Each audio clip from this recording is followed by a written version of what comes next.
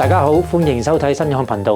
我又係 Benny， 今日喺度同大家介紹 Torrens 喺我身邊呢一個 404DD 嘅直驅唱盤。嗱 ，Torrens 總共咧就有5個直驅唱盤型號嘅，咁分別就係入門版嘅 402DD 啦，進階少少嘅 403DD 啦。咁而家我介紹呢一部喺身邊嘅就係中游版嘅 404DD 啦。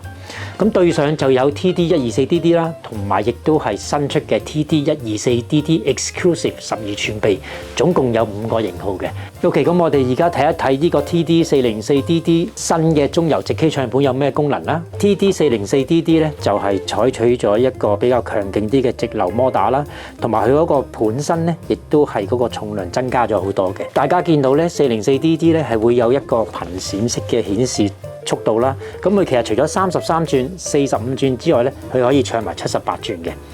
咁唱臂嗰方面咧，佢就配置咗一支9寸嘅 TP160 臂啦，咁亦都係可以調校 VTA 啦，同埋 Azimuth 嗰個方位角。有一個幾方便嘅功能咧，就係佢係用電子升降設備嘅。唱片去到唱到佢尾嗰陣時咧，佢有一個自動停止嘅功能嘅。咁呢個功能都幾細心嘅，就可以防止咗嗰個唱針嘅損耗啦。咁你睇個盤身咧，其實佢係一個三文治結構嚟嘅。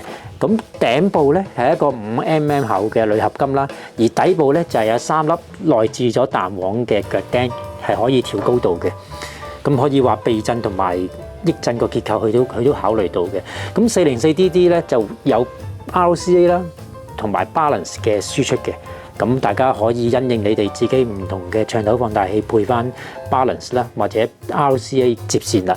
咁嗱，本身 404DD 咧已經跟咗一個變壓器可以用嘅啦。咁但係廠方亦都提供咗一個升級途徑嘅。佢一個唱盤背脊咧，大家會見到有一個 linear power supply嘅接駁位嘅，咁就可以配翻廠方嗰個 TD124DD 嗰個供電型號咧，就係叫做 TPN124啦，可以提供一個穩定嘅電源供應咧，對個重播效果亦會有一個影響嘅。嗱，咁 TD404DD 嘅功能結構都同大家介紹咗啦。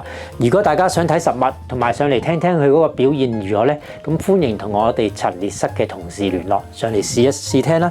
我哋係會連埋個 Torrens 唱頭 set 咗喺度俾大家聽嘅。